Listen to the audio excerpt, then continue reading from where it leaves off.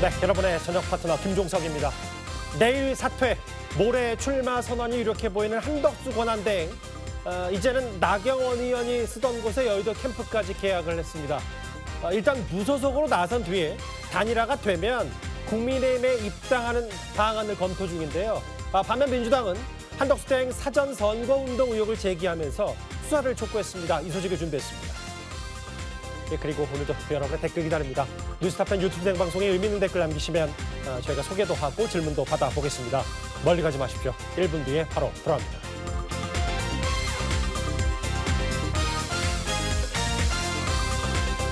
오늘도 뉴스타팬이 자랑하는 뉴스고수 네 분과 함께합니다.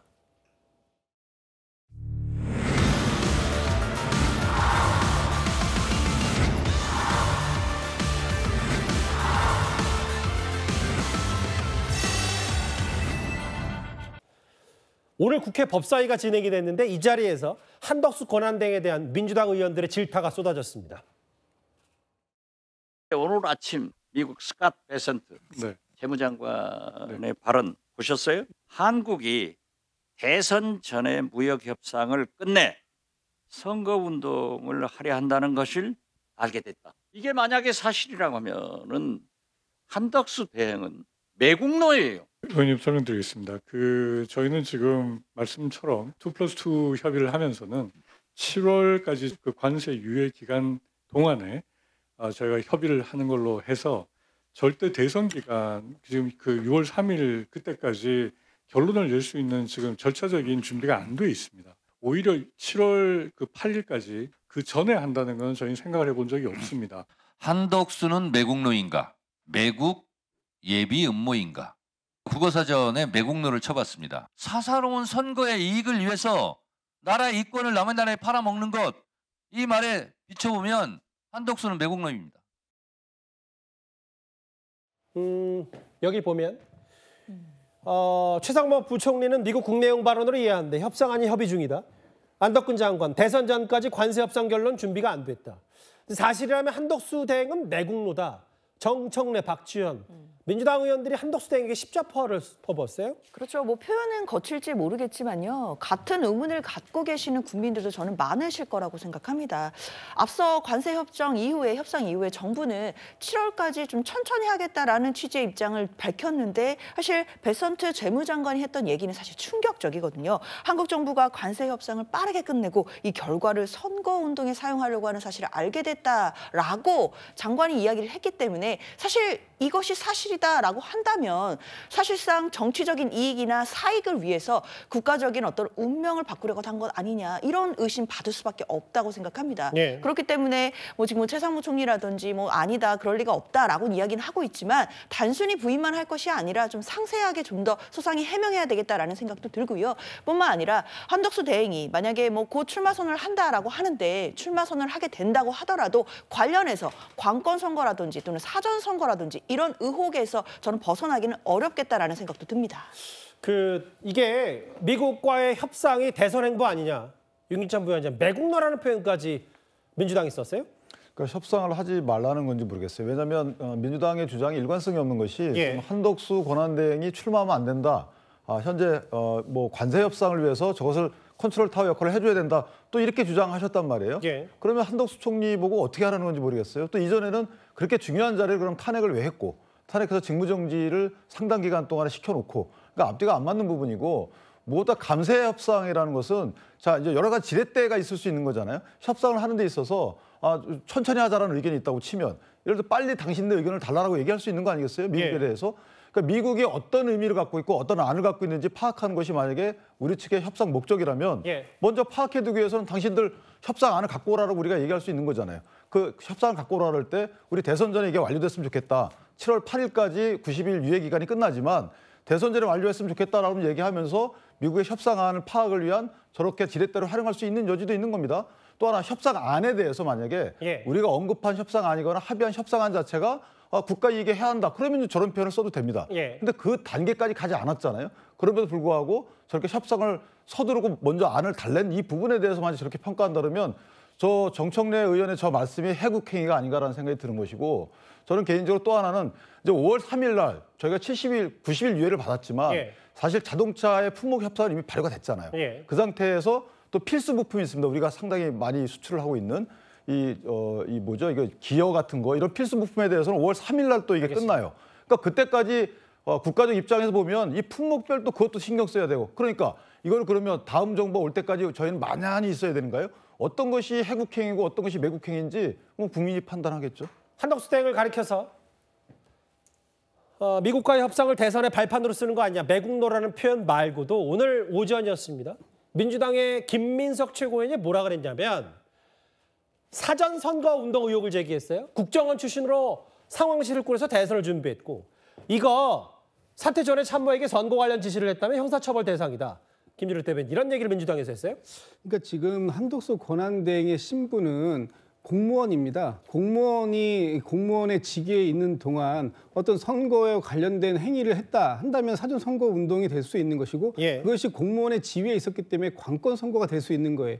지금 한덕수 권한대행에 관련된 많은 언론 기사가 나오는데 그 기사가 한덕수 권한대행 측 핵심 관계자 이런 부분들로 나오는데 사실상 지금 한덕수 권한대행을 보좌하고 있는 보좌기구에서 이런 내용들이 지금 선거와 관련된 부분들로 나가고 있는 거 아니냐. 예. 그렇다면 이건 역시 지금 한덕수 권한대행의 총리실이 이 어떤 대권 캠프 같은 그런 역할을 하고 있는 거 아니냐. 이런 의혹을 제기할 수 있는 것이고 그런 의혹들이 사실이라면 그건 굉장히 큰 문제가 되는 것입니다. 예. 그렇기 때문에 그 한덕수 권한대행에게 빨리 선수로서의 역할을 할 것이면 사퇴를 먼저 하시고 선수 준비를 하시라고 말씀드렸던 것이고 알겠습니다. 선수로 활동하지 않을 생각이 있다면 명확하게 선수가 아니고 심판의 역할을 할 것이니까 공정하게 대선을 관리하겠다라는 말씀을 해달라고 하는데 그 둘 중에 아무것도 안 하고 사실상 내일 출마를 한다. 이렇게 지금 이제 사퇴를 한다. 출마를 하겠다. 이렇게 나오니까 이것은 미리 준비한 사전 선거운동이라는 얘기를 할 수밖에 없는 것 아니겠습니까? 일단 뭐 내일 사퇴가 유력해 보이고 이번 주말 뭐 늦어도 금요일에는 빠르면 금요일에는 이제 출마 선언을 할 것 같죠. 한덕수 대행이. 그런데 한덕수 대행의 오늘 행보 중에 이 사실이 알려졌습니다. 지금부터 화면을 만나볼 이 사람과 한덕수 대행이 통화를 한 것 같습니다. 3, 4년 전에 4년 전쯤 될까요? 제가 대선을 위한 당내 후보 경선을 막 시작할 무렵에 저를 도우시려고 했었어요. 지금 이재명 후보와 당내 경선했을 때? 이거 처음 듣는 얘기네요. 그런데 제가 이제 좀 부진해지고 나중에 보니까 거기 가셨더라고요. 윤석열 정부의 초대 국무총리가 된 거고. 좀 놀랬죠. 김대중 정부 때 통상교섭본부장 경제수석, 노무현 정부 때 경제부총리 국무총리, 이명박 정부 때 주미대사 무역협회 회장. 그런 분이 무슨 개인의 욕심 때문에 출마를 고민하거나 그러지는 않을 거라고 봐요. 내란 정권의 인자 아니냐?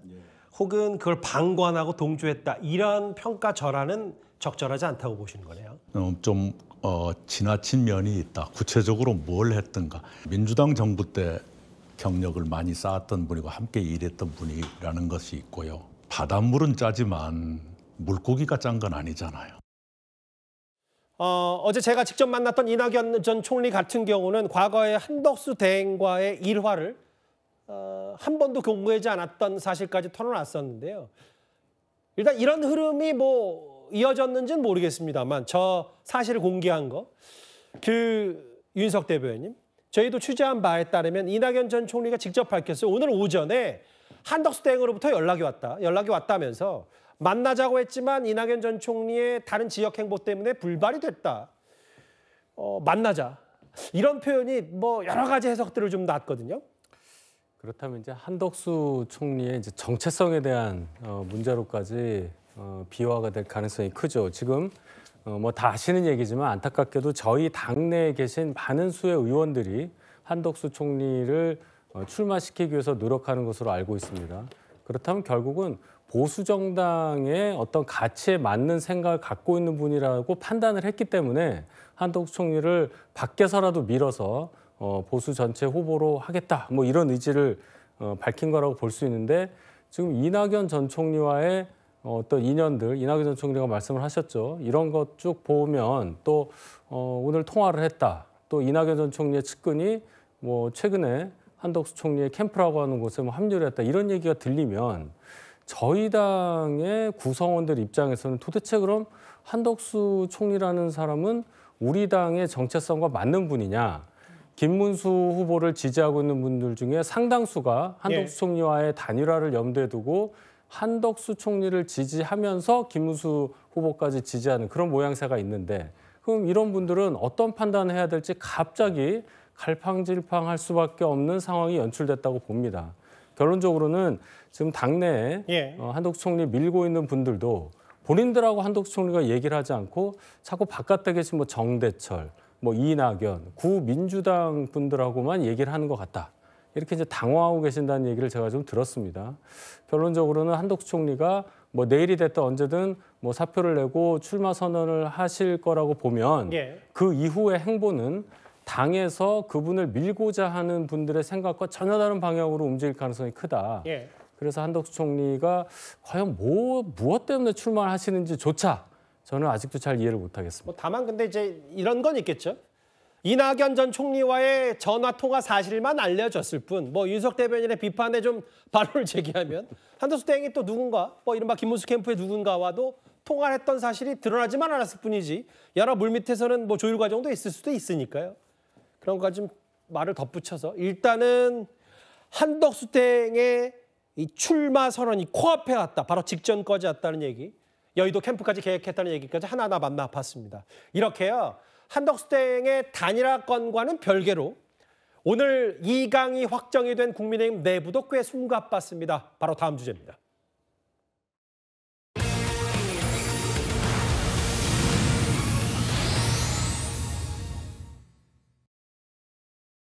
유상범 의원 등 홍준표 의원 후보님 캠프에서 일하시던 분들이 오늘 우리 후보님 지지 선언하러 오셨습니다. 박수로 환영해 주시기 바랍니다.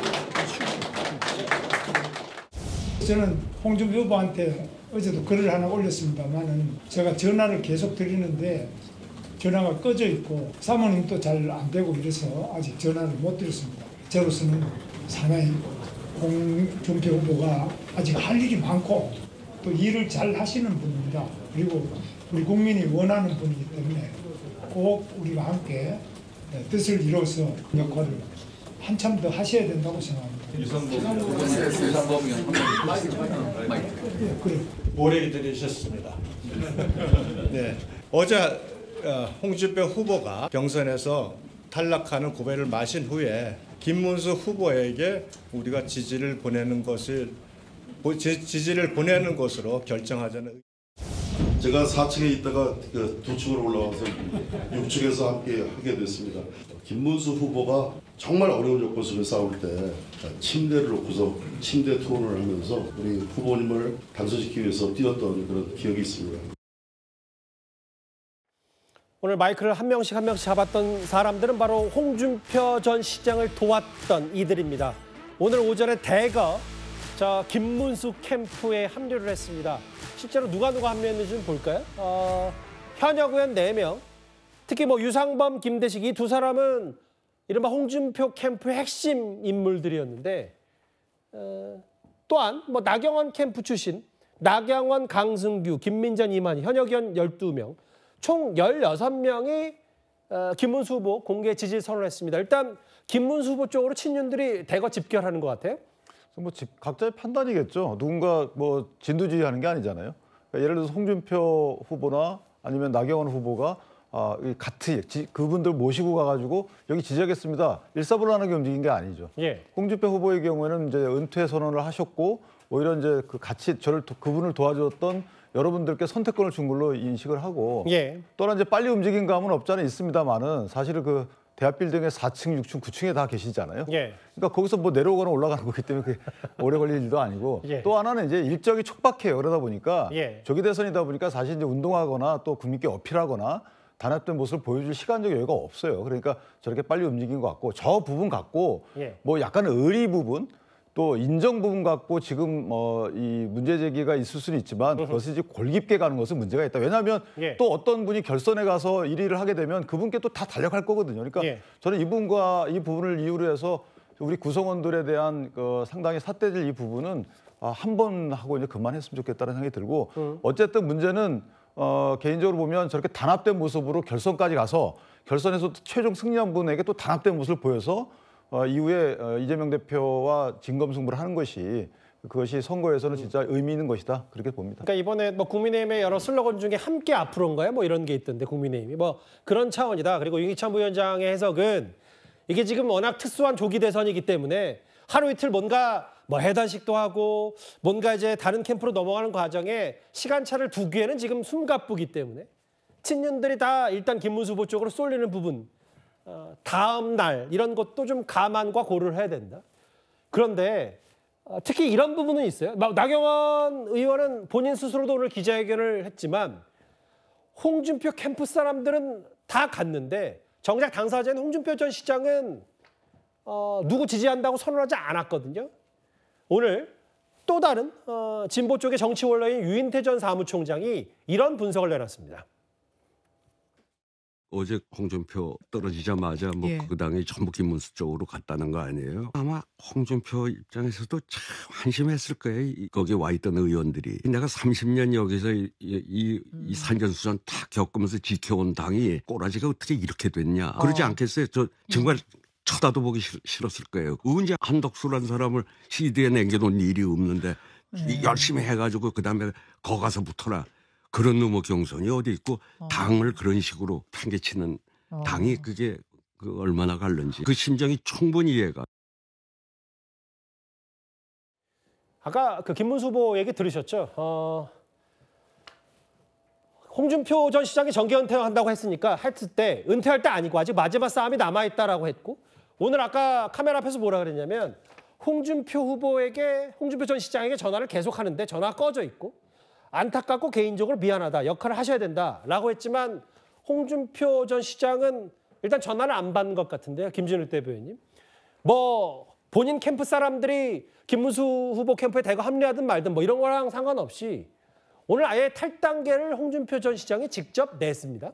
네, 그렇다고 합니다. 홍준표 시장 후보가 홍준표 후보 본인 것만이 아니라 그 아내분 것까지 같이 해가지고 이제 탈당계를 같이 접수를 했다고 하는데 이 탈당계의 효력은 이 소속되어 있는 이 탈당 신고서가 소속되어 있는 시도당 또는 중앙당에 접수된 때로부터 발생이 됩니다. 저것이 무슨 최종 승인이 절차가 있는 이런 게 아니기 때문에 도달이 되면 그 순간부터 탈당의 그 효력이 발생되는 상황이라서 사실상 홍준표 전 시장 같은 경우에는 이미 탈당의 효력은 발생되고 있다 이렇게 봐야 될 것 같은데 저는 홍준표 시장이 본인의 이제 정계 은퇴 어떤 30여 년 동안의 정치 생활을 이런 식으로 마감하고 싶지는 않았을 거다 이런 생각이 들고 좀 안타깝다는 생각이 드는데 본인 단지 어떤 그 경선에서 통과되지 못한 실망감 때문이었겠는가 저는 그렇게 보지 않습니다.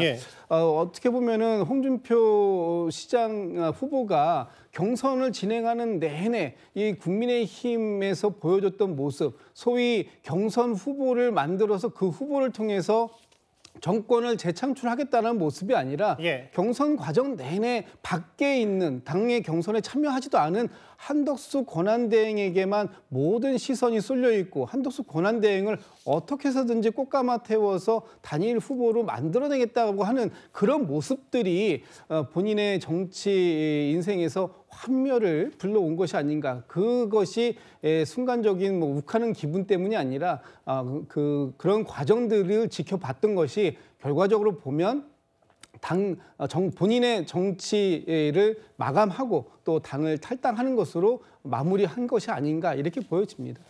당사자인 홍준표 전 시장은 빼고 앞서 봤듯이 나경원, 홍준표 각각 캠프에 몸담았던 사람들은 오늘 대거 김문수 후보의 승리 캠프에 집결을 했습니다. 이게 쭉 흐름을 보니까 뭔가 과거 작년 여름에 있었던 전당대회 때처럼요. 반 한동훈 연합 같은 느낌도 분명히 들고요. 경선에서 떨어진 나경원 의원도 오늘 기자회견을 자청해서 김문수 후보 지지 선언을 했는데 그 화면도 저희가 준비를 했습니다. 절실한 마음으로 김문수 후보님에 대한 공개 지지를 선언하며 김문수 후보는 자유와 법치, 시장 경제라는 보수의 핵심 가치를 온몸으로 실천하며 이를 통해 국민의 삶을 지키고 국가를 번영시킬 검증된 지도자입니다. 한동훈 후보님이 어떤 점이 마음에 안 들어서 김문수 후보님을 지지하시는 거예요? 지금 이재명 후보가 굉장히 우클릭하는 그런 제스처를 쓰지만 저는 그 진정성이 없다고 보입니다. 국민의힘 후보가 정말 열린 자세와 통합적인 자세를 가진 후보가 되어야 된다는 그런 믿음과 확신이 있습니다. 그런 의미에서 김문수 후보를 지지한다는 말씀을 거듭 드립니다. 저 이제 백브리핑이라고 하죠. 기자회견 이후에 한 기자가 마치 돌직구를 던지는 것 같아요. 한동훈 후보의 어떤 점이 마음에 안 들어서 뭐 두 사람이니까 왜 김문수 후보를 지지하냐고 했더니 이 즉답은 피하고 이재명 후보의 우클릭 행보에 진정성이 없고 김문수 후보가 반명 빅텐트를 만들어줄 적임자다. 어떻게 들으셨어요, 유기찬 부위원장님? 글쎄요, 이제 질문이 저렇게 돌직구로 나오니까 아마 애둘러서 표현하신 것 같은데 예. 사실 이제 김문수 후보가 보다 더 마음에 들었다는 의미겠죠. 한동훈 예. 후보도 마음에 들지만 보다 적임자를 김문수 후보로 생각했다는 나경원 의원의 말로 들리고 예. 다만 이제 예전에 저희가 대통령이 거리되기 이전에는 대통령의 의사에 따라서 당이 좌지우지되고 의원들이 우르르 몰려다녔다 이런 취지의 비판이 있었던 거고 예. 그 비판을 이제 제기했던 분들도 많이 있는 거고요. 그런데 지금은 대통령이 거리된 상태예요. 예. 그럼 대통령이 거리된 상태에서 개파도 사실상 없는 상태이고 뭐 이런 상태에서 의원들의 선택에 대해서 평가하는 것은 좀 옳지 않다고 보는 거죠. 예. 만약에 대통령의 의중에 따라서 의원들이 본인 의사 상관없이 우르르 몰려다닌다 그러면은 그건 비판의 대상이 돼도 선거 국면에서 의원들이 각자 판단하에 또는 서로 간의 의사교류하에 난 이 사람이 좋겠다라면 동의해서 만약 간다. 그거는 평가의 대상이 아니지 않나 싶습니다. 물론 나중에 그 결과에 대해서는 책임을 져야 되겠지만 예. 그 행위 자체에 대해서 이걸 부정적 평가나 긍정적 평가를 할 이유가 있는지 모르겠습니다. 나를 선택하지 않았고 왜 쟤를 선택했냐. 쟤를 선택하지 않고 왜 나를 선택했냐. 이거 갖고 의원들의 선택에 대한 평가 기준으로 삼는 것은 저는 현 정치 상황에서 맞지 않다. 알겠습니다. 이렇게 생각합니다. 다시 한번 볼게요. 직함 생략하고 유상범, 김대식, 백종원, 김희상 그리고 나경원 캠프에 본인과 강승규, 김민전, 이만희 이런 의원들이 줄줄이 이제 오늘 양자 마지막 토론 앞두고 이렇게 김문수 캠프로 향했는데 이런 움직임에 대해서 한동훈 후보도 이런 말을 했습니다. 직접 한번 들어보겠습니다. 저는 이런 생각은 듭니다. 기득권, 당권 지키는 게 이재명에게 이기는 것보다 더 중요한 사람들도 분명히 있는 것 같아요. 저도 그렇고 홍 후보님도 그렇고 지구 나누의 당권 이런 건 필요 없습니다. 우리는 반드시 이겨야 될 사명감을 가지고 나왔거든요. 그 마음으로 싸우고 있고 그 점에 있어서 저는 홍 후보님하고는 적어도 그 결기가 같다라는 생각을 했습니다. 지고 나면 당권이 무슨 소용입니까? 특히 한동훈 후보 측의 김정혁 전 최고위원이 뭐라 그랬냐면 지지 후보가 탈락하니까 빛의 속도로 다른 캠프로 튄 친윤들이라고 했고 유인석 대변인 이게 대권보다 지금 당권 생각에 이렇게 움직이는 거 아니냐라고 한동훈 후보가 직격을 했어요. 대선 승리까지 염두에 두고 행동을 하신다면은 저런 모습 지금 뉴스에 우리가 지금 이 얘기 이렇게 길게 할 필요가 없을 거예요. 나경원 후보는 본인이 김문수 후보 지지한다고 했기 때문에 나경원 후보와 같이 행동했던 분들 김문수 후보 캠프에 합류하는 거 전혀 이상하지 않습니다. 예. 근데 이제 홍준표 후보를 지지했던 분들이 홍준표 후보가 아무런 의사표시 없이 탈당까지 하는 가운데 바로 그냥 개인적으로 갔단 말이에요. 그게 과연 정치 도에 맞느냐. 의원 개인의 선택이라고 말씀은 하시지만은 제가 어제 그 현장에 있었어요. 화면에도 나왔지만은 굉장히 쓸쓸한 상황이 벌어졌어요. 홍준표 후보가 정계 은퇴한다고 하고 중간에 밖으로 나오시는 과정 저도 참 마음이 안 좋았는데 그 자리에 저분들이 계셨습니다. 그러면 그때까지는 홍준표 후보 캠프 소속이었잖아요.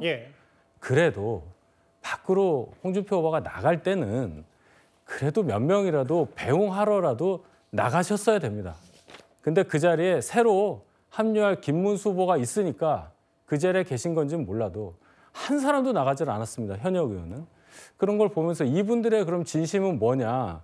홍준표 후보가 떨어졌기 때문에 김문수 후보로 갔다 이렇게 보기보다는 예. 애초에 목적이 있었던 거죠. 어떤 식으로든 어떤 한 후보는 배제하고 어떤 후보 하나 몰아서 본인들이 갖고 있는 의원직이라는 기득권과 그것을 기반으로 또 다음번 공천이라든지 여러 가지 정치적인 이익을 향유할 수 있는 당권, 대권보다는 당권, 대선 이후에 전당대회를 겨냥한 그런 행보를 하고 있다. 이런 해석이 충분히 가능한 그런 장면을 스스로 연출하고 말았습니다. 4층에서 6층으로 간 다음에 그러면은 한동훈 후보가 만약에 최종 경선 승리하면 9층으로 올 겁니까? 아마 그렇게까지 하는 것을 받아들일 사람이 있을까 싶습니다. 윤석 대변인께 그래도 반론 차원에서 하나 질문을 드릴게요. 왜냐하면 이게 이런 게 있잖아요. 아까 윤기찬 부위원장도 말씀하셨다시피 이게 처음에는 뭐 반탄 찬탄 구도에서 갑자기 이제 김문수 한동훈 되니까 이제 친한 구도로 좀 바뀌는 것 같고 그런데 이게 어쨌든 한동훈 후보가 만약에라도 대통령 후보, 최종 후보가 된다면 저분들 다 품어야 되잖아요. 품고 해서 본인이 해야 되는데 뭐 비판을 할 수 있고 뭐 다른 캠프로 튄 친윤도 이렇게 비판할 수 있지만 이것보다는 그래도 각자 하고 어쨌든 나중에 한동훈 후보도 지금 최종 후보가 되려고 목적이 있으면 너무 이런 큰 지적보다는 뭐 각자의 생각도 있고 나중에 어차피 한 배를 탈 사람들이니까 이런 취지의 뭐 원론적인 메시지라 좀 내는 게 더 지금 상황에서 낫지 않을까요? 앵커님 지적도 충분히 일리가 있습니다. 예. 근데 저희가 경선 국면에 있다 보니까 예. 너무나 많은 그런 이 서로 각이 세워지는 부분들이 있어요. 예. 이제 며칠 안 남았기 때문에 서로가 서로에 대해서 뭐 강점을 부각하는 것도 있지만 예. 서로의 약점을 찝어서 공격하는 그런 부분도 충분히 나타날 수 있습니다. 그런데 이거는 경선 여부를 떠나서 제가 뭐 홍준표 후보 쪽에서 얘기하는 것도 아니지 않습니까? 정치적으로 볼 때 제가 당에 꽤 오래 있었는데 이런 장면을 보리라고는 생각도 못했습니다. 예. 그런 정치 도의적인 부분을 말씀드린 거고 나중에 예를 들어 한동훈 후보가 최종 경선을 통과해서 후보가 되면 예. 당연히 전 당의 구성원들을 다 포용해서 한 힘으로 나갈 것이라고 확신합니다. 이제 김문수 후보 쪽에는 이제 나경원, 뭐 홍준표 캠프 사람들이 대거 합류했다면 이런 보도도 하나 있었습니다. 장현주 변호사님. 한동훈 후보는 어제 그 경선 최후의 2인 발표 직후에 오세훈 시장에게 직접 전화를 건 것 같아요. 중도 합리적 사고 공감 대응선 과정이 있다.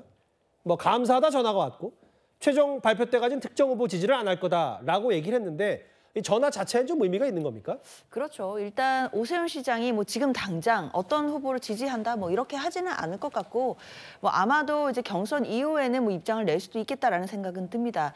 그렇지만 일단 한동훈 후보가 오세훈 시장에게 전화를 걸었다라는 것 자체가 좀 상징적인 메시지가 있는 것으로 보입니다. 예. 왜냐하면 오세훈 시장이라고 하면 그래도 중도 확장성이 있다라고 평가받는 분이고 그리고 한동훈 후보도 사실상 국민의힘에서는 그래도 중도 외연 확장이 가능한 사람 아니냐라는 평가가 그동안 있어 왔던 사람이었기 때문에 아무래도 오세훈 시장에게 전화를 하는 것 자체가 뭔가 통한다 또는 결이 같다라는 것을 보여줄 수 있는 그런 메시지는 될 것 같습니다. 그렇기 때문에 한동훈 후보로서도 지금 마지막 경선의 결승전이 지금 남아있는 상황이고 일단 50대 50으로 당심과 민심에 의해서 정해지긴 하겠지만 아무래도 당심보다는 민심 쪽이 본인이 더 유리하다라는 생각에서 또 중도층에 대한 또 그리고 국민 민심에 호소하기 위한 전략이 깔려 있는 것 아니겠느냐 이런 분석도 가능해 보입니다. 윤석 대변인, 뭐 그러면 모르겠어요. 이제 이게 이념과 뭐 세대결인지는 모르겠는데 혹시 한동훈 후보 쪽인 한 후보가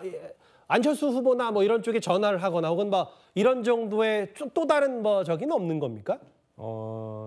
지금 주변 분들께서 뭐 안철수 후보와 이제 한동훈 후보가 어떤 식으로든 회합을 갖는 그런 예. 과정을 만들기 위해서 노력하시는 걸로 알고 있고 예. 그런 과정에서 오세훈 시장과도 이제 통화를 하신 거고 홍준표 후보에 대해서도 어떤 식으로든 접촉을 하려고 시도하는 것으로 알고 있습니다. 알겠습니다. 일단은 뭐 8명에서 4명 되고 4명에서 2명 되는 과정에 이제 나머지 탈락자들의 여러 움직임들이 치열하고 근데 이제 변수는 또 한덕수 대행께 있으니까 여러 가지 고민들과 속내들이 조금씩은 드러나는 것 같아요. 최종 후보를 가리기 전에 양자 토론이 남았고 이 두 사람은 앞으로 5월 3일 전까지 이제 맞대결 벌일 수밖에 없습니다. 지난주 목요일에 있었던 첫 번째 마스토론 그 주요 장면 한번 저희가 다시 한번 모아봤습니다. 윤석열 대통령께서 이 눈에 넣어도 아프지 않은 후배를 법무부 장관도 시켜드렸고 또 당에 또 정치를 한 번도 안 해보신 분을 국민의힘 비상대책위원장도 시켜드렸고 이렇게 했는데 윤석열 대통령을 탄핵을 해버렸어요. 당대표까지 돼가지고 탄핵을 했는데 그렇다면 개인적으로 이게 뭐 너무 원한이 생겨 있느냐 그런 건 아닙니까? 김 후보님, 저는 공직을 개인의 하사품이라고 생각하지 않습니다. 공직을 개인의 소유물이라고 생각하지가 않아요. 저는 공적인 자리에서 정말 최선을 다했습니다. 그 목표만 보고 일했어요. 만약에 제가 대통령이 되잖아요.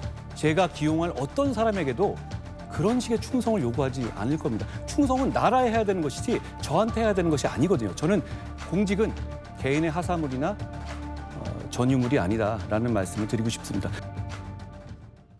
저 1차 맞추 토론에서 두 사람이 참 많은 걸 쏟아내고 보여줬고 극과 극 뭐 대척점이 꽤 많았었습니다. 5월 1일, 2일 그러니까 내일과 모레 지난번 2차 경선 때와 마찬가지로 당원 투표 국민 여론조사 당신 민심 50씩 하고요. 그리고 이번 주 토요일에 전당대회 때 대선 후보를 확정합니다. 탄핵 반대 탄핵 찬성 말고도 지금 이 친윤 쪽으로 김문수 후보로 쭉 쏠리고 있고 반대로 또 한동훈 후보 나름대로 여러 새 규합을 도모하고 있는데 그 다음 화면을 볼게요. 윤기찬 부위원장님, 사실은 두 사람이 이제 약간은 이제 한동훈, 홍준표 두 사람보다는 토론 때 더 세게 붙지 않았기 때문에 여러 가지 얘기도 나왔는데 오늘 한 언론 인터뷰를 각각 했는데 한동훈에겐 통합의 DNA가 없다. 김문수 후보는 15년간 매 선거마다 대표했다. 이제부터 다시 진검승부 시작되는 거예요? 이제 그 한동훈 후보의 저 말씀의 행간 의미는 김문수 후보는 한물 갔다라는 거잖아요. 예. 2014년, 15년 이후에는 사실은 뚜렷한 정치적 성과가 없다 이런 취지의 말씀이고 뭐 틀린 말은 아니지만 어쨌든 그걸로 김문수 후보를 전부 다 규정할 수는 없는 거고 김문수 후보가 왜 그런 상대적으로 높은 지지를 갖고 있는지에 대해 설명이 안 되는 부분이 하나 있죠. 따라서 그 부분은 일단 일반적으로 뭉뚱그려한 공격으로 보고 본인의 상대적 우위를 이제 앞으로는 토론 과정에서 말씀하실 거라고 생각을 하고요. 그다음에 김문수 후보의 경우에는 이제 통합 DNA가 없다. 저 부분도 똑같은 뭉뚱거리는 그 공격으로 보여지는데 어쨌든 통합 DNA가 없다라는 그 단정적 표현을 뒷받침하는 구체적인 이제 내용 설시가 토론 과정에서 있어야 되겠죠.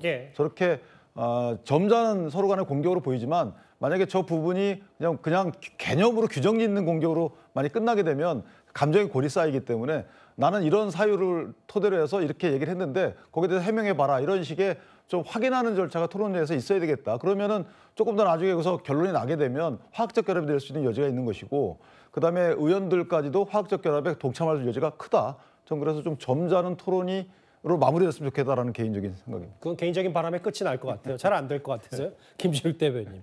그 이제 통합 얘기, 결국 선거는 여기서 좀 극명하게 드러나는 건 보수 통합을 강조했고 어쨌든 이재명 후보와 붙어서 이기려면 이기는 선택을 해야 된다. 뭐 이런 취지의 얘기가 이제 슬로건이 좀 극명하거든요. 그러니까 저 통합의 대상이 누구인가, 당내 통합만을 얘기한다면 아마 한동훈 후보가 예전에 친윤, 친한 이렇게 해가지고 윤한 갈등을 여러 차례 일으켰고 그것 때문에 결과적으로 윤석열 전 대통령이 12.3 비상계엄에 이르게 되었다. 뭐 이런 내용들을 지금 말씀 주고 계시는 것 같아요. 그래서 결과적으로 보면은 당내 통합에서 실패한 사람이 어떻게 이 대선을 진영 대 진영의 싸움으로 끌고 갈 수 있겠는가 하는 부분에 대한 공격이다 이렇게 보여지고 당 밖의 통합도 염두에 둔 것 같습니다. 소위 지금 한덕수 권한 대행 또는 뭐 이낙연 전 총리 또는 더 넓게 간다면은 뭐 이준석 지금 후보까지 이렇게까지 밖에 있는 사람들하고 통합도 한동훈 후보로서는 좀 어렵지 않겠느냐라고 얘기하는데 저는 뭐 그렇게 얘기한다고 해가지고 김문수 후보가 그럼 통합의 적임자냐 이것도 좀 여전히 퀘스천 마크는 있다고 봅니다. 알겠습니다. 이제 진짜 얼마 안 남았습니다. 두 사람 중에 한 명만 남는 국민의힘 내부 경선 얘기를 해봤습니다. 다음 주에는 이제 민주당 안으로 가볼 텐데요. 바로 내일 이 시간이면 그 결과를 알 수 있을 겁니다. 바로 이재명 후보의 선거법 위반 상고심 결과 말입니다.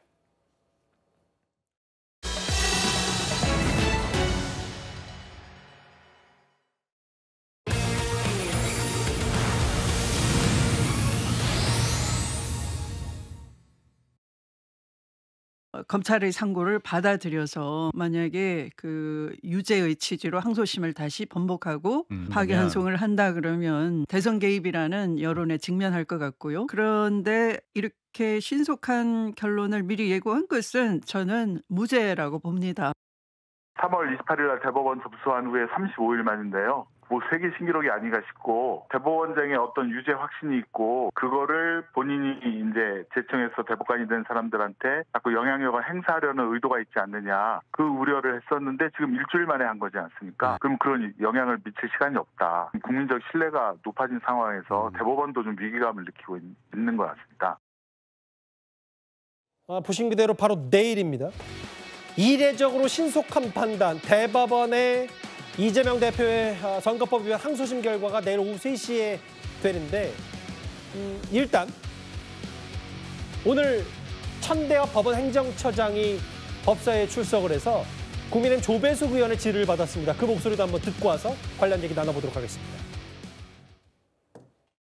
박지원 의원님께서 방송에 나가서 이런 말씀을 하셨어요. 한 3주 전에 정통한 소식통에 들은 바에 의하면 어떤 경우에도 파기환송은 되지 않고 원심 무죄 판결이 확정될 것이다 이랬어요. 이 정보가 박지원 의원님한테 흘러간 것 같은데요. 이렇게 판결 선고 전에 이런 판결 내용이 외부로 유출되는 일이 있습니까? 합의 이 사항은 비공개이기 때문에 그런 일은 있을 수 없다라고 3주 전이면은 4월 3일 정도 됩니다. 그런데 아시다시피 4월 3일이면은 아직 상고 유서가 4월 10일자로 접수됐기 때문에 접수되기도 전이고 더구나 주심 대법관도 이제 배당되기 전이고. 박지원 의원님은 법사위에 계신 분이에요. 그때는 말을 3주 전이라고 했지만 방송에서 할 때는 상당히 신빙성 있는 얘기를 해야 되죠. 본인으로서는 자신감이 있으니까 그렇게 했겠죠. 그래서 나는 이 정통한 소식통이 누군지를 내가 잘 모르겠어요. 그래서 이거는 내부적으로 3주 전에 했다고는 하지만 제가 볼 때는 이 내부에서 뭔가 야당 의원한테 흘림으로써 앞으로 뭐 줄서기 한 거 아닌가 저는 그런 의심이 드는 거예요. 최근에 민주당 박지원 의원이 본인이 정통한 사람, 내부 사정을 잘 아는 사람한테 대법원 소식 들었는데 이재명 후보 무죄라고 확신한다. 이 취지이기 때문에 법사위가 시끄러웠어요. 일단 하나하나 살펴보겠습니다. 최세원 평론가님. 내일 이재명 후보가 직접 나설 가능성은 많지 않은데 오후 3시 생중계를 허용한 법원입니다. 네, 그렇습니다. 이게 사회적으로도 그렇고 정치적으로도 그렇고 지금 사실 어찌 보면 이 대선 전국에서 이재명 후보에게 가장 최악의 리스크가 될 수도 있고 아니면은 최선의 결과가 나올 수도 있는 이런 사안이기 때문에 이렇게 국민적인 관심사와 또 이런 그 사법적 알 권리에 대해서 전 대법원이 생중계 허용한 건 정말 잘한 일이라고 보고요. 뭐 과거에도 마찬가지로 박근혜 전 대통령에 대한 그 선고라거나 그다음에 이재명 후보가 경기지사 시절에 했던 그 선거법 위반 사건 때에도 그 생중계를 허용했죠. 그렇기 때문에 저도 당연히 해야 된다고 보고요. 중요한 건 지금 오늘 법사에서 논쟁이 있었던 것처럼 과연 이재명 후보에게 어떤 것이 내릴 것이냐는 건데 저는 그 사안에 대해서는 아무도 예단을 못한다고 생각합니다. 왜냐하면은 이게 기본적으로 2심에서 무죄가 났지만 1심과 워낙 배치가 되는 데다가 이게 뭐 사실의 영역을 사실 판단의 영역으로 돌려놓은 사안이기 때문에 이걸 대법관들이 앞으로 이런 부분들은 또 우리 사회 또 법에서 굉장히 판례가 될 수 있어서 굉장히 신중하고도 엄중한 선고가 나올 거로 저는 예상하고 있습니다. 저희가 화면을 준비했는데 마치 이걸 또 보니까 과거 윤 전 대통령 심리 과정의 헌법재판소 내부를 보는 듯하죠. 여기 서초동 대법원 청사 11층 합의실입니다. 주심 박영재 재판관, 조희대 대법원장이 있고요. 사건 쟁점 법리를 설명하는데 원탁에 12명의 대법관을 쭉 앉게 됩니다. 비공개 회의록도 없고요. 지난번 헌법재판소와 마찬가지로 특수장비로 도감청도 점검하고 지금 뭐 당연히 그렇겠지만 이재명 후보의 판결문 문구를 막판 검토 중이다. 이게 마치 누군가는 특히 이제 민주당 쪽에서는 이렇게 대법관 12명이 2번밖에 전원합의체를 열지 않았는데 이렇게 신속하게 하는 거 보니까 뭐 볼 것 없이 무죄다라고 하지만 12명 밑에 또 여러 연구관들이 있기 때문에 횟수가 중요한 게 아니라 그만큼 집중과 몰입이 있다면 뭐 유무죄를 예단할 수 없다. 아까 최수영 평론가도 말씀하셨지만 그런 얘기는 많이 나오거든요. 국민의힘의 법률위원장 주진우 의원이 오늘 저희 정치 시그널에 출연해서 이런 예상을 했습니다. 서울고등법원에서 대법원으로 사건을 보낼 때도 하루 만에 보냈거든요. 네. 원래 2, 3주 걸리는 겁니다. 이게 유죄인지 무죄인지 예단할 수는 없지만 내일 만약에 유죄 취지 파기환송이 된다 그러면 선고기일을 좀 앞당겨 잡은 것은 5월 선고가 가능해지는 측면이 있습니다. 양형을 이제 2심에서 결정하더라도 벌금 100만 원 이상 당선 무효냐 아니냐 하는 것은 이 대선 전에 나올 수 있는 절차적인 이제 범위 안에 있는 것이죠. 이제 뭐 여러 시청자분들도 거의 외우다시피 하셨을 거예요. 이 세 개의 가능성, 무죄. 뭐 이렇게 되면 이재명 대표 대선 가도에는 전혀 문제가 없습니다. 파기환송. 뭐 파기환송 된다고 하더라도 이게 이재명 대표가 대선에 출마하는 거는 걸림돌은 없습니다만 이게 기본적으로 꼬리표가 달게 되고 여러 가지 스크래치는 뭐 받을 수 있겠죠. 파기자판. 만약에 벌금 100만 원 이상 확정이 됐을 때 곧바로 피선거권 박탈. 대선 출마는 불가능합니다. 윤희찬 부위원장님. 법조이시니까 1, 2, 3 중에 뭐가 될 거라고 보세요? 희망이 아니고 이제 예상이에요. 그럼요. 둘 중에 하나라고 보여지는데요. 이제 파기환송, 파기자판은 사실상 쉽지가 않은 것이 만약에 유죄로 올라왔는데 무죄로 파기할 때는 자판도 가능하다고 보여지는데 무죄로 올라온 거를 유죄로 파기자판하는 경우 양형을 정해야 돼요. 그런데 양형에 따라서는 피선거권이 이제 결정이 되잖아요. 100만 원 미만이냐 이상이냐에 따라 달라지기 때문에 상당히 그 부분은 이제 사실심에 어떻게 보면 전권이라는 이 제도가 있기 때문에 사실 어렵다라는 생각이 들고 파기환송하게 되면 주진우 의원 말씀처럼 빠르면 5월 달에 확정되지만 사실 그건 쉽지는 않아 보이고요. 그리고 이제 상고 기각이 되면 무죄로 확정이 되는 부분이니까 저 부분은 뭐 제일 심플하게 끝나는 거죠. 다만 대법원에서는 아마 어떤 과정을 거친다 하더라도 원론적인 말을 할 것 같아요. 예를 들면 지금 해당 공직선거법 위반 관련된 조항 자체가 상당히 이제 길게 돼 있는데 여기에 따라서 법원 판결이 좀 약간 좀 고무줄 같은 느낌이 없잖아 있습니다. 예를 들면 지난 2심과 1심 다른 부분도 있고 특히나 이게 사실의 공표인지 아니면 의견의 표명인지 아니면 인식에 머무르는 것인지 여기에 대한 사실은 똑같은데 1심 법원과 2심 법원이 달라요. 그러니까 이 부분은 국민으로 이해가 안 되는 부분이죠. 그렇다면 선거운동하는 분들은 이걸 어떻게 내가 이해하고 선거운동을 해야 되는 것인지 또는 이 투표를 하시는 분들은 저 부분에 허위사실이 있을지 모를지 내가 어떻게 판단하고 할지에 대해서 대법원의 최종 기준을 제시해 줘야 되는데 이게 3년 만이라는 거죠. 지난 대선 때 있었던 일을 아직까지 하고 있다는 것은 대법원으로서는 이해가 안 되는 거예요. 따라서 그 기준을 먼저 확정을 하고 기준을 적용해서 판단할 것인데 개인적으로 보면 파기환송의 가능성도 꽤 크다 이렇게 생각합니다. 뭐예요? 그럼 다 말씀하신 거네요?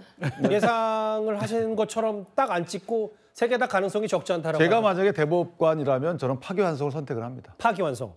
파기자판은 너무 이례적이기 때문에. 파기자판은 사실은 이제 정치적 논란의 소지도 있고 굉장히 이례적이기 때문에 그것은 맞지 않다고 보고 파기환송을 하는 게 맞다고 생각합니다. 다음 한번 해볼게요. 모르겠습니다. 주진우 의원도 그런 취지의 얘기를 한 것 같은데 만약에 파기환송이 되더라도 5월 안에 선고가 가능하다. 이건 일단 무죄라는 가능성을 제외하고 한 얘기이기 때문에 장현주 변호사 생각은 어떠세요? 저는 상고 기각으로 무죄가 확정될 가능성이 지금으로선 가장 높다고 생각합니다. 앞서 이제 많은 법조계에서도 또 이렇게 분석들이 나오고 있지만 사실상 시간적으로 봤을 때 전원합의체 회부되는 것도 굉장히 신속했고요. 그리고 지난주에 전원합의체 회부되자마자 바로 심리를 열고 또 한 차례 그러니까 2번이나 심리를 연 후에 바로 이번 주에 선고가 나온다라고 하는 것은 물리적으로 보더라도 사실상 원심 그러니까 항소심의 결정들을 확정 지으려고 하는 것 아니겠느냐 이런 예측들이 가능한 지점입니다. 그렇기 때문에 사실상 상고 기각으로 무죄가 확정될 가능성이 현재로서는 가장 높다라는 생각이 들고요.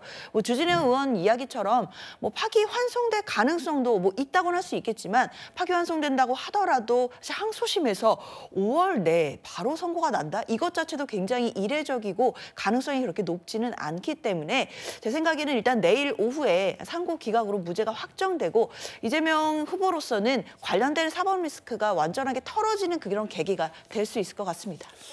근데 이제 여러 변수 중에는 물론 속도감 있게 진행하는 재판도 있지만 재판장을 자처한 조희대 대법원장에 대한 여러 성향 얘기도 많이 나옵니다. 화면을 만나보겠습니다. 무엇보다 사법부는 신속하고 공정한 재판의 구현이라는 사법부 본연의 임무에 대하여 국민의 사법 접근성을 강화하기 위해 부단한 노력도 병행하고 있습니다. 올해는 어느 때보다 사법부의 역할과 책임이 막중합니다.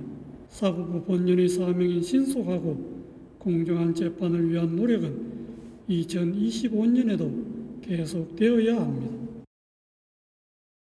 이게요, 뭐 1, 2심이 180도 뒤집힌 것도 뒤집힌 거지만 정치적 고려, 여러 불확실성을 사법부가 먼저 없애주겠다는 취지도 있을 겁니다. 근데 중요한 건 이건 조희대 대법원장의 의지일 텐데요. 6년 동안 대법관을 지냈고 2년 전 12월에 대법원장에 취임한 조 대법원장입니다.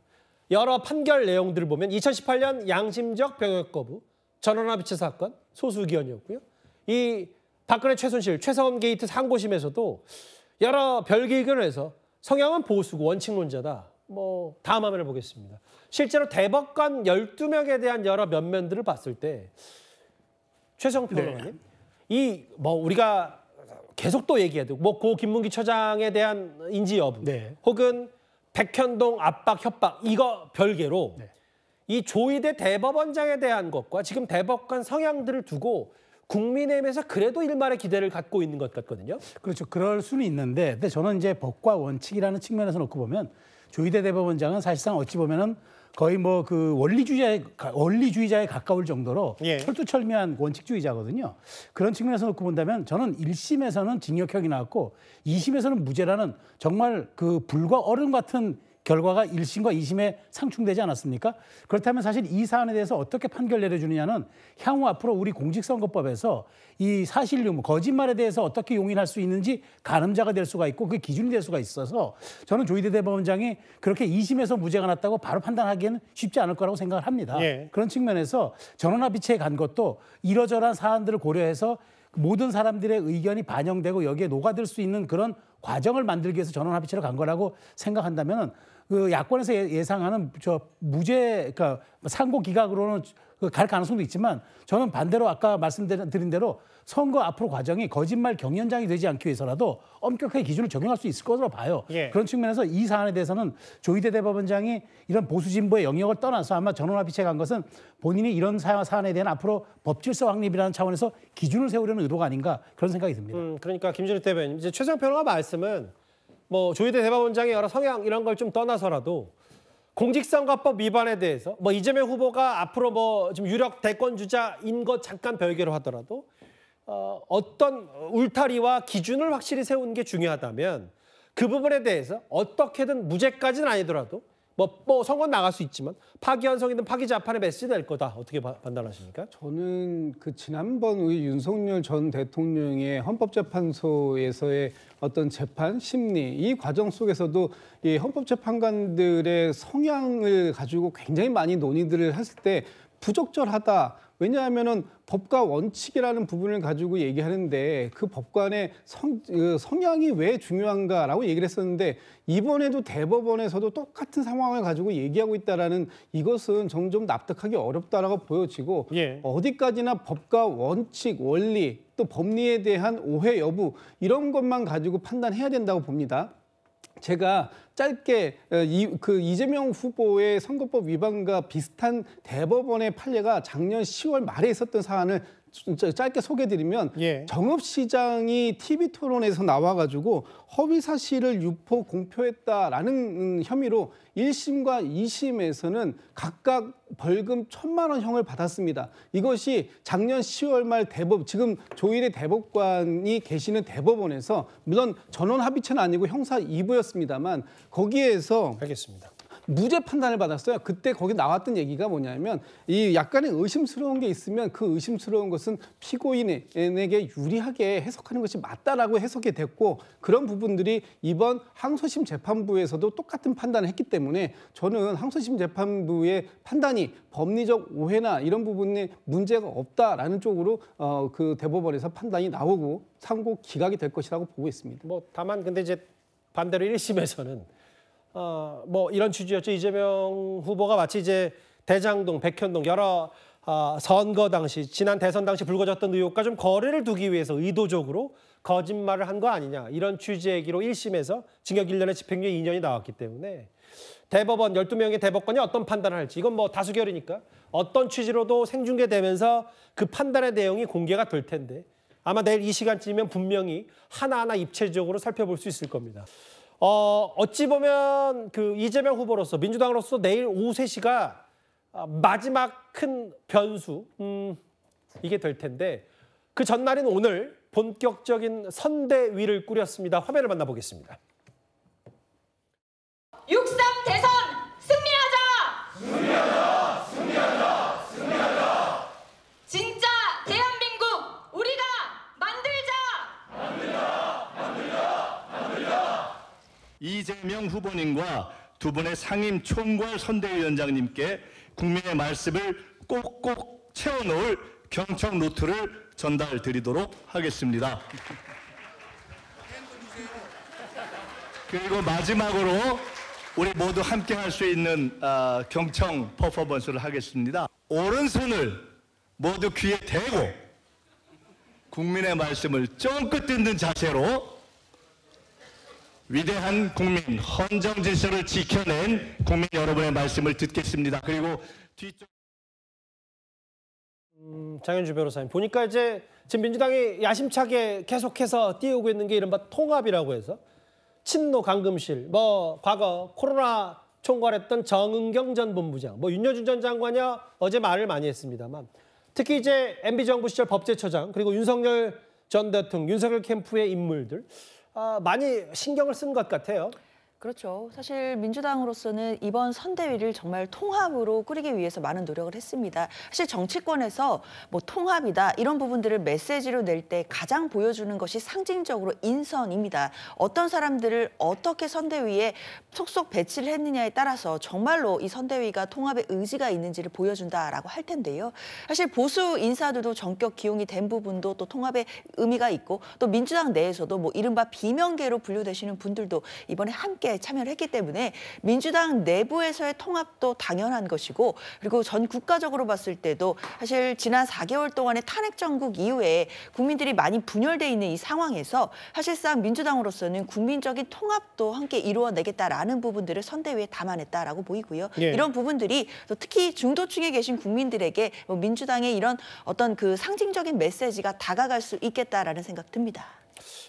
최성 평론가님. 근데 이게 이런 건 있을 거예요. 그러니까 일단은 통합 선대위고 비명계까지 품고 유력 대권자로서 발돋움을 하겠다. 이제 다만 아무래도 변수는 그래서 더더욱 내일이 될 수밖에 없는 거고요. 그렇죠. 그러니까 내일 이렇게 아주 그냥 그 통합의 잔치상을 한마당 벌려놨는데 예. 내일 정말 이재명 후보에게 최악의 그 파기 자판이라든가 더 나아가 유죄 취지 파기환송이 이뤄진다면은 예. 정말 또 이런 것들이 잔치상에 재가 뿌려지는 것처럼 느껴질 수도 있을 겁니다만은 그건 별개로 하더라도 최근에 이제 이재명 후보의 행보와 정책을 보면은 왼쪽 이른바 진보 진영층은 완전 장악을 했고 오른쪽에 이른바 우쪽의 영토 잠식만을 하게 되면 대선 승리가 분명해지는 것처럼 그렇게 하면 확장적 행보를 보이고 있는 것 같은데 예. 중요한 건 전 진정성이라고 봅니다. 예. 이재명 후보에게 늘 따라다니는 신뢰 리스크가 있는 만큼 저렇게 하는 그 퍼포먼스라든가 인적 구성이야 누구라도 할 수 있지만 정말 과연 그렇게 본인의 언행일치를 할 수 있고 그다음에 제도와 본인의 신념이 일치될 수 있는 걸 만들어내느냐.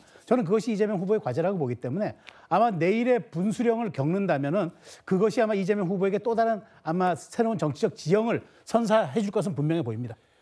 5월의 첫날인 내일 월요일이 꽤 정치권에 큰 분수령이 되네요. 운명의 하루가 될 것 같습니다. 아마 한덕수 대행도 내일 사표를 낼 것 같고 또 오후에는 이렇게 보시는 것처럼 이재명 후보에 대한 선거법 위반 항소심 대법원의 판단도 나오니까요. 저희가 뉴스톱10이 잘 준비하고 잘 정리하고 기다리고 있어야 될 것 같습니다. 알겠습니다. 그런데 오늘 윤 전 대통령 사저에 이런 일이 있었습니다. 바로 가보겠습니다.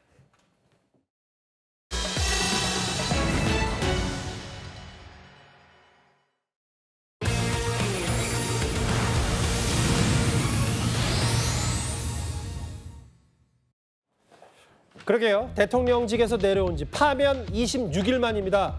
오늘 오전부터 윤석열 전 대통령의 사저 아크로비스타 검찰의 강제 수사가 시작이 됐습니다. 오늘 오전 모습이고요. 몇몇 수사관들이 바로 밖에는 소수이긴 합니다만 윤 전 대통령 지지자들이 이 압수수색이 부당하다는 집회까지 열긴 했는데 오늘 오전 상황 저렇게 경찰의 검찰의 검은색 승합차의 모습도 보였습니다. 허준 변호사님, 이 압수수색 강제 수사는 이 최근에 불거진 건진법사 관련인 것 같아요. 그렇습니다. 이번 압수수색을 영장을 발부받은 혐의 자체는 김건희 여사나 윤석열 전 대통령에 대한 혐의가 아니라 표면상으로는 건진법사라고 알려진 전성배 씨의 청탁금지법 위반 혐의에 수반해서 발부받은 영장으로 지금 윤석열 전 대통령이나 김건희 여사가 참고인으로서 굉장히 관련도가 높은 인물이기 때문에 이들의 사저에 대한 압수수색 영장이 발부가 돼서 오늘 집행이 된 것으로 보입니다. 6시간 정도 압수수색을 했다고 하고요. 영장에는 목걸이가 적시가 되었고 김건희 여사의 휴대전화까지 확보했다는 속보를 확인을 했습니다.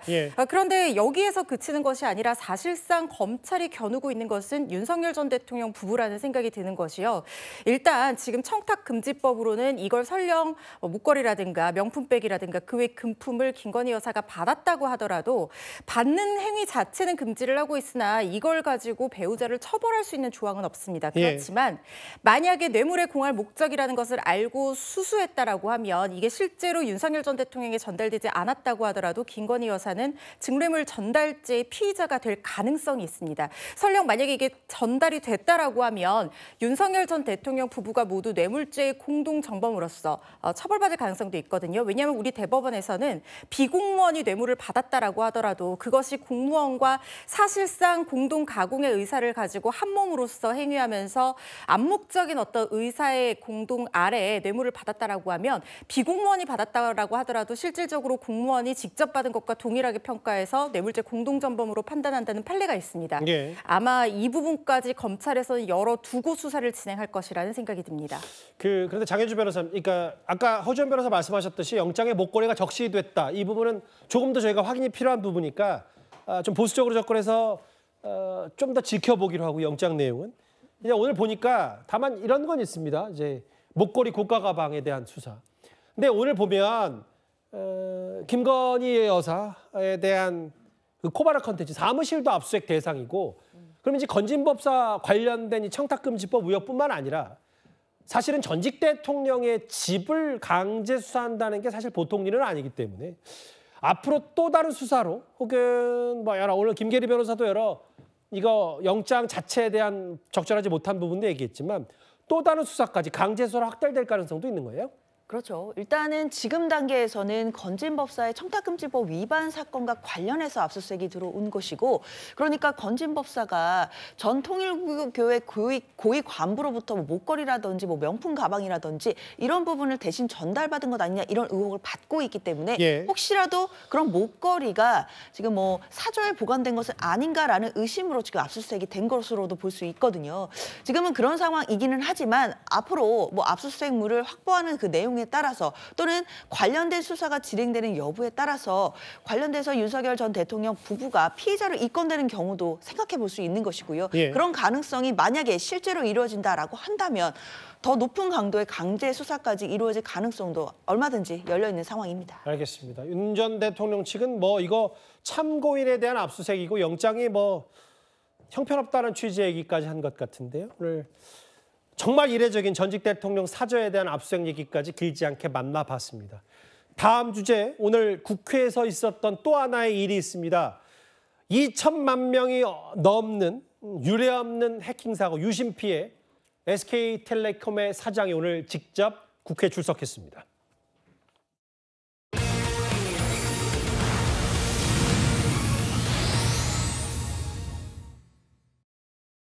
유영상 대표는 유심 교체하셨어요? 안 했습니다. 저는 유심 보호 서비스를 가입했고요. 그것으로 충분하다고 생각하고 일단 있습니다. 만약에 유심 보호 서비스가 그렇게 완벽하다면 최태원 회장을 포함하여 거기 사장단들은 유심 교체하면 안 되죠.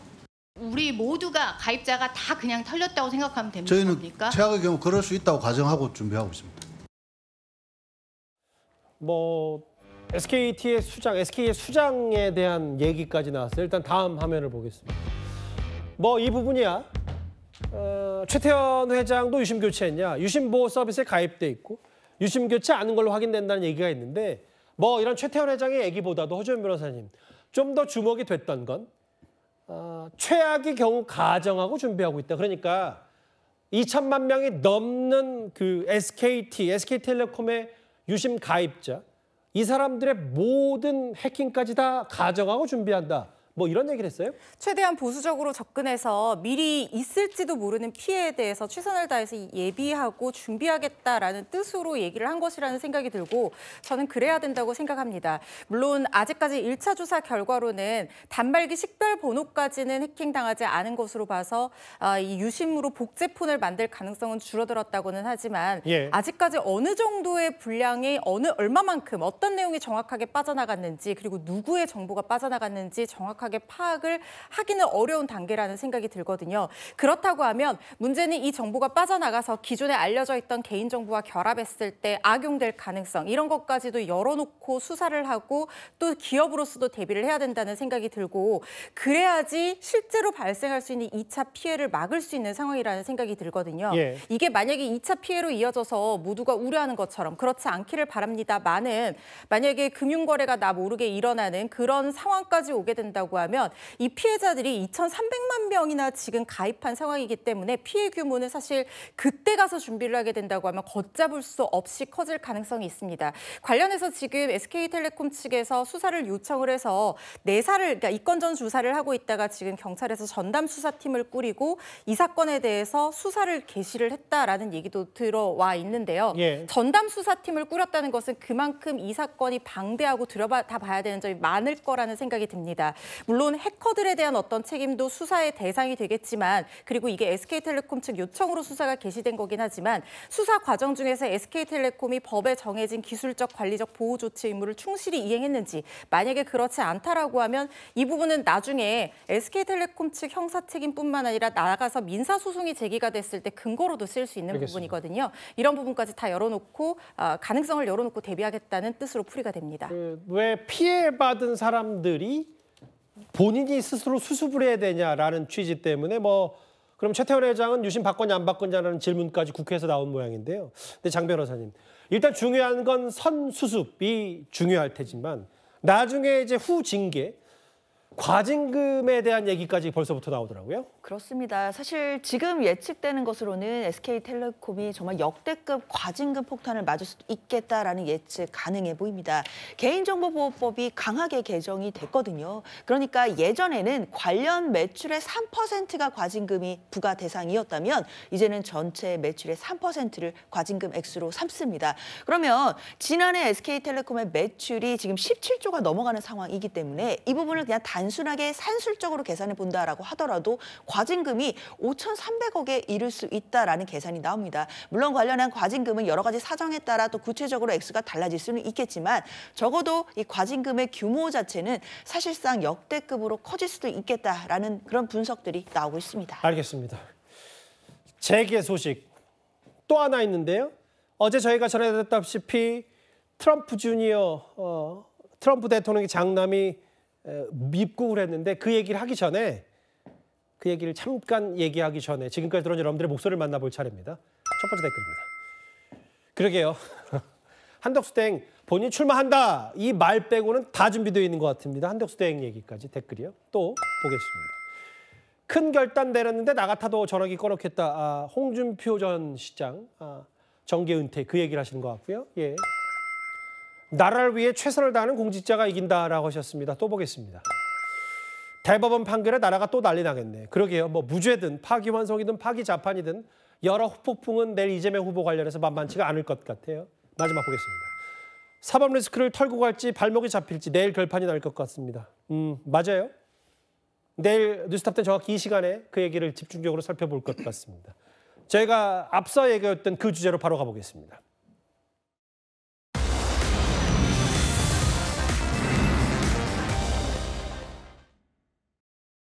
향후 트럼프 주니어 그리고 트럼프 당선인과 어떤 식으로 좀 만남을 계속 이어나가실 계획이세요? 원래 친한 사이니까요. 스스럼 없이 대화하고 스스럼 없이 만나는 사이이기 때문에 또 계속 만남을 유지하면서 둘이 같이 무엇을 할 수 있을지 고민해 보겠습니다.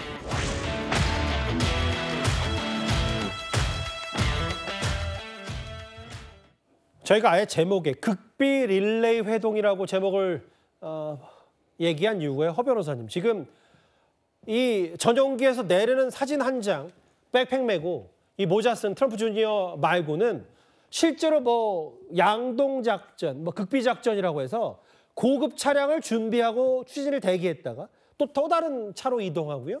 이렇게 취재진을 좀 따돌린 경우가 많았어요? 그렇습니다. 그야말로 초극비리에 입국을 한 것으로 보입니다. 당초 도착 예정 시간이 오후 4시 45분쯤이었는데 2시간 정도 늦게 도착을 했다고 합니다.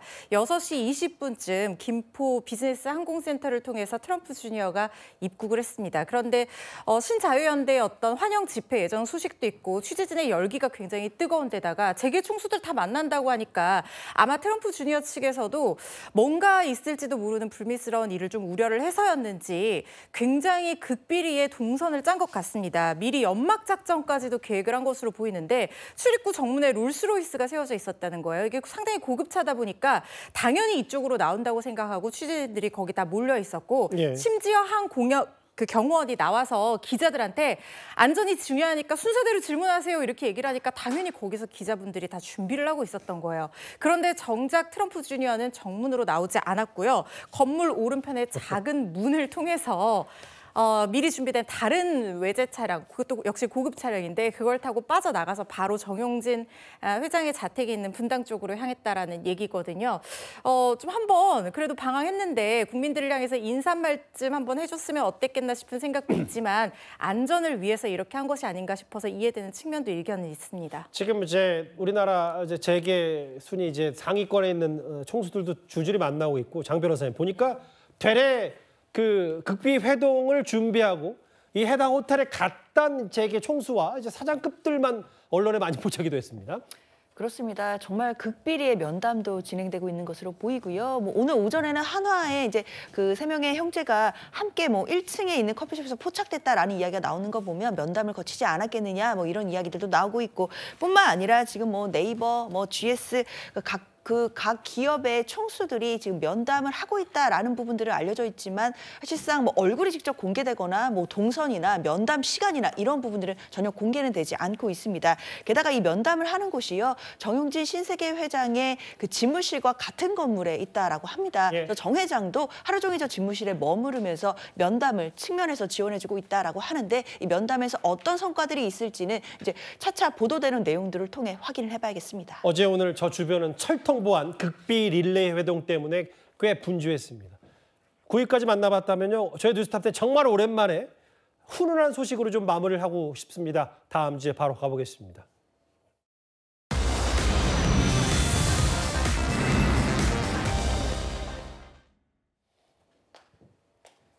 저 SNS에 올라온 사진은 편지 작성자 배우 박서준 씨의 기부금으로 수술을 받은 아이의 가족으로 알려졌습니다. 단순히 얘기만 들어봐도 뭔가 훈훈한 사연인 것 같은데 허지연 변호사님 소개를 좀 해주실까요? 네, 배우 박서준 씨 평소에 선행으로 굉장히 유명하고 팬들도 그들 말로는 점주라고 부르거든요. 이 박서준 씨의 선행에 동참한다고 해서 선한 영향력 행사하는 걸로 굉장히 유명한데 이번에도 이 조용한 선행이 빛을 발했습니다. 뇌종양 환우가 목숨을 구할 수 있도록 조혈모 이식 1차 수술을 받을 수 있도록 박서준 씨의 기부금이 도움을 줬다라는 내용인데요. 2024년 1월에 아이가 처음 이 병을 진단을 받았을 때만 하더라도 너무나 충격적이었고 치료비는 막막한 수준이었다고 합니다.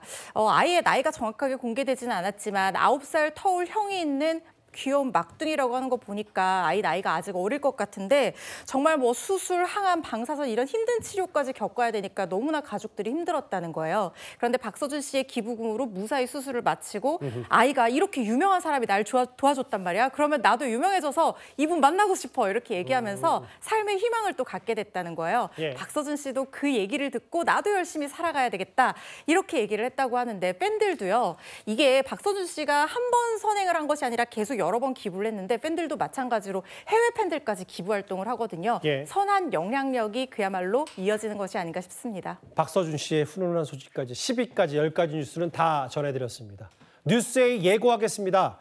한덕수 대통령 권한대행의 출마가 확실시되는 상황에서 한대행 측과 국민의힘 지도부가 단일화 관련 일정을 어느 정도 각자 정리한 걸로 취재가 됐습니다. 양측이 생각하는 단일화 시간표를 곧바로 이어지는 뉴스에 의해서 저희가 단독으로 전해드리겠습니다. 많은 시청 바랍니다. 수요일 뉴스탑10 준비한 소식은 여기까지입니다. 여러분 고맙습니다.